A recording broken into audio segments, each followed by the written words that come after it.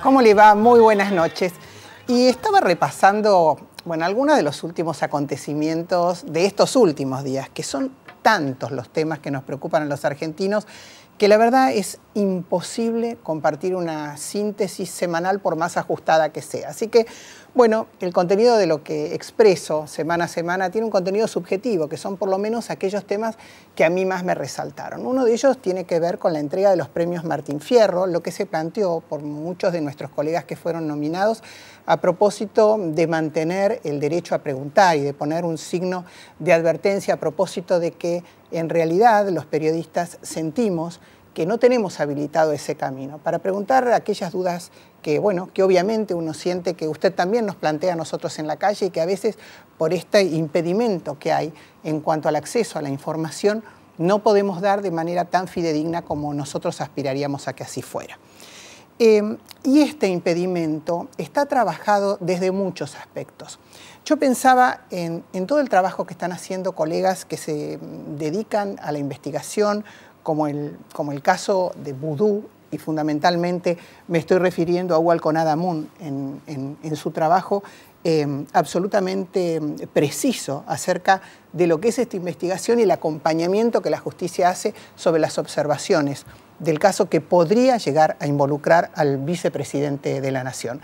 Y pensaba que cuando esto se torna aparentemente, y entre comillas, para ciertos sectores del poder político como muy pesado en la información, aparecen focalizados otras acciones disuasivas. Entonces usted se encuentra con que la información de pronto pasa y a partir de la gran cantidad de medios que adhieren a las políticas del gobierno, se focalizan en cortes de ruta, se focalizan en la transmisión prácticamente en cadena de extensos discursos de la Presidente, a lo mejor comunicando un hecho que hubiera sido por demás auspicioso en estos 9 años que se hiciera al comienzo, como es el compartir con la audiencia, que entre comillas es prácticamente cautiva, el anuncio de microcréditos. Que uno piensa, a poco de recorrer el país, qué bien hubieran venido estos microcréditos cuando se otorgaron tantos y tantos y se siguen otorgando tantos subsidios que lo único que hacen a una masa muy importante de gente es prácticamente mantenerla cautiva en esa situación. Una situación que después se condice, sobre todo en los periodos electorales, con la gran cantidad de votos que se reciben.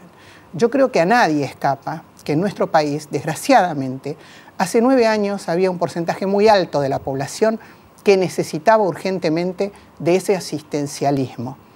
Pero una vez que las cosas se fueron acomodando y que son tan exitosas como el gobierno dice que son, uno hubiera aspirado a que en estos 9 años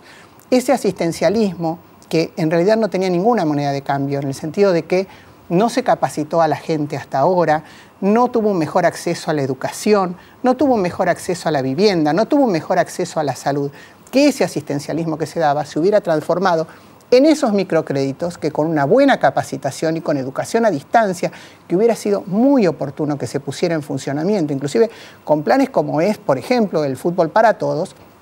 hubiera permitido que ese ciudadano, ese ser humano, se transformara en una persona que hubiera sentido que con su capacitación podía empezar a ser productiva. Esto que decimos en el living o en la conversación con amigos,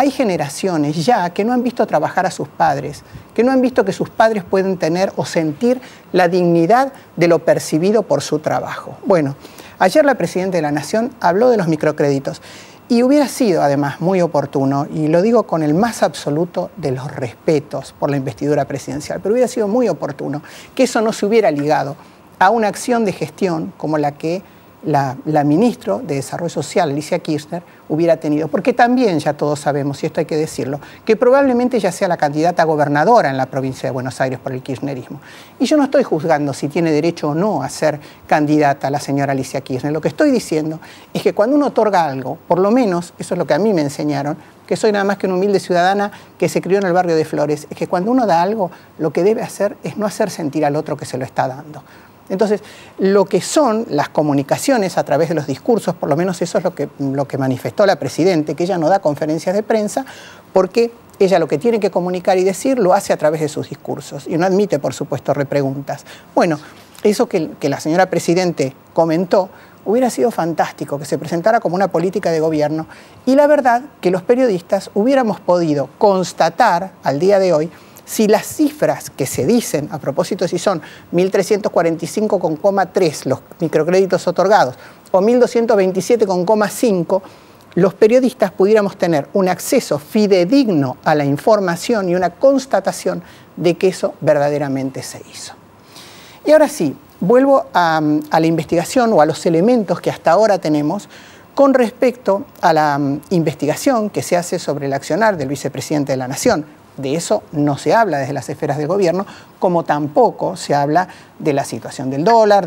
paralelo, de una posibilidad de especificación que se comenta en casi todos los lugares. Bueno, de hecho, ya sabemos que cualquier persona que desea viajar y que tiene que proveerse de los dólares o del euro, porque son las monedas en circulación que hay para un viaje, que todo el mundo, porque no se equivoque, tiene derecho a hacer sin dar explicaciones. No es culpable una persona que planificó o no, o que tiene la necesidad de hacer un viaje y que además de poner al servicio de la DGI todos los elementos que todos los ciudadanos ponemos.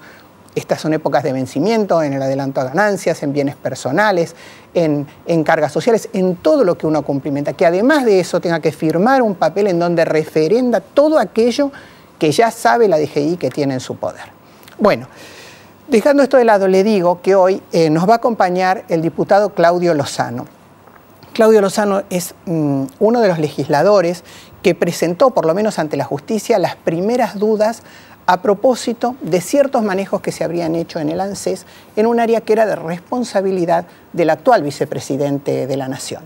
y que tenía que ver con el momento, recuerda usted, del traspaso de la CFJP a lo que se denomina la esfera estatal. Bueno, ese volumen o esa masa de dinero obviamente se ponía en manos de una persona que se suponía o se supone confiable, esto es lo que en una estructura del Estado se hace, para que esa persona disponga de la mejor administración de esos fondos, para que usted que es jubilado el día de mañana pueda tener una mejor rentabilidad, para que esos fondos que después proveen a lo que es la jubilación de tantísima gente estén bien resguardados y con la mejor ganancia. Bueno, lo que se propone investigar a propósito de esta causa que se inició por la denuncia del diputado Lozano es si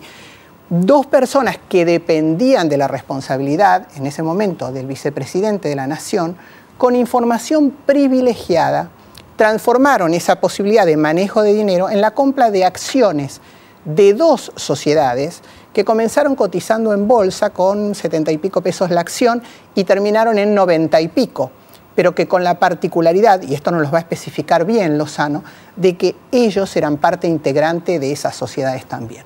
¿Será así? ¿La justicia podrá con, digamos, la independencia y la tranquilidad necesaria investigar esto? ¿Y tendremos la sensación finalmente los argentinos de que en algunos casos se hace justicia, sea cual fuera la determinación y el fallo que el juez imponga? Bueno, vamos a la presentación de nuestro programa y ya estamos con ustedes y el diputado Lozano.